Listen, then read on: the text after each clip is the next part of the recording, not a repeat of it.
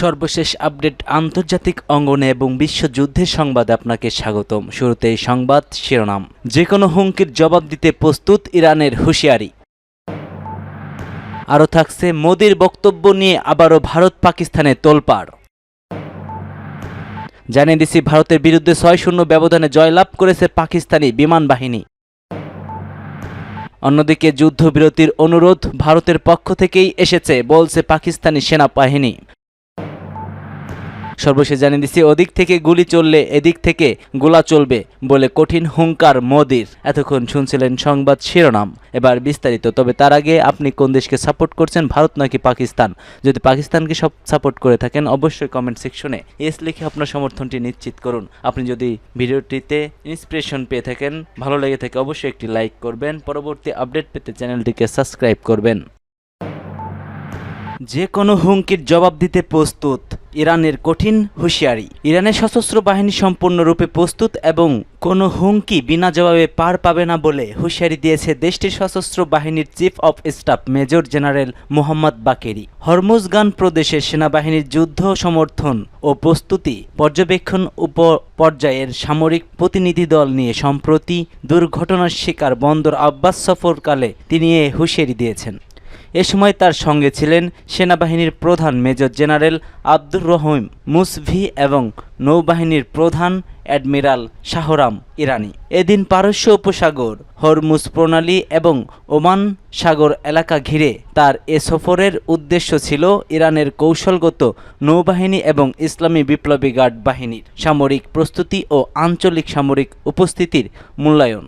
Bagheri এ সময় বলেন, ইরানের সশস্ত্র বাহিনী যে কোনো পরিস্থিতিতে পরিপূর্ণ প্রস্তুত রয়েছে। আমাদের জলসীমানা ও জাতীয় সম্পদ রক্ষায় আমরা কোনো হুমকিকে বিনা জবাবে ছেড়ে দেব না। আমরা যে কোনো সময় প্রস্তুত রয়েছি কঠোর জবাব প্রতিহত করার জন্য। ইরানের সেনাবাহিনীর প্রথম নৌ অঞ্চল ইমামত এর কমান্ডারদের উদ্দেশ্যে তিনি বলেন, এই অঞ্চলে কৌশলগত দিক থেকে অত্যন্ত গুরুত্বপূর্ণ এবং এখানকার প্রস্তুতি দেশের সার্বভৌমত্ব রক্ষায় মুখ্য ভূমিকা রাখে।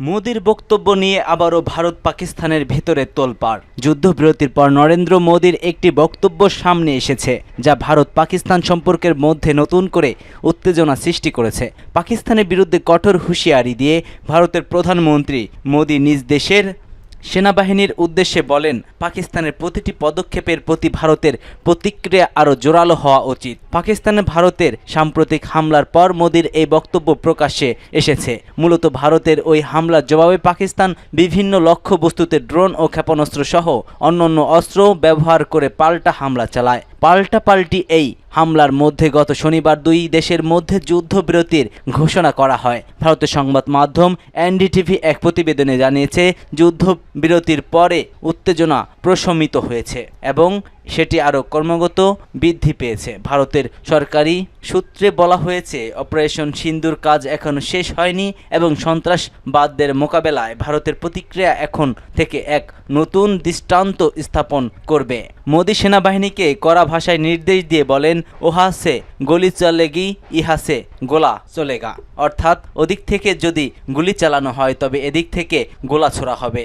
ভারতীয় সূত্রগুলো এদিকে একটি কৌশলগত মোড় পরিবর্তনের সিদ্ধান্ত হিসেবে উল্লেখ করেছে, বিশেষ করে ভারতের বিমান ঘাঁটিতে পাকিস্তানের হামলার পরিপ্রেক্ষিতে। ভারতের বিরুদ্ধে ৬-০ ব্যবধানে জয়লাভ করেছে পাকিস্তান বিমান বাহিনী। সাম্প্রতিক সংঘাতে ভারতীয় বিমান বাহিনীর বিরুদ্ধে পাকিস্তানি বিমান বাহিনী ৬-০ ব্যবধানে জয়লাভ করেছে। পাকিস্তান সেনাবাহিনীর মুখপাত্র লেফটেন্যান্ট জেনারেল আহমেদ শরীফের সাথে এক যৌথ সংবাদ সম্মেলনে পাকিস্তান বিমান বাহিনীর senior officer air vice marshal Aurangzeb এ ঘোষণা দেন। খবর সামা টিভির। আল্লাহর প্রতি কৃতজ্ঞতা প্রকাশ করে এয়ার ভাইস মার্শাল আওরঙ্গজেব ভারতীয় কংগ্রেস এবং আগ্রাসনের কার্যকর জবাবের উপেক্ষিত ক্ষেত্রে পিএফ এর সক্ষমতা প্রশংসা করেছেন। তিনি বলছেন, শান্তি ও যুদ্ধকালীন উভয় সময়েই পিএফ পূর্ণ প্রস্তুতি বজায় রেখেছিল।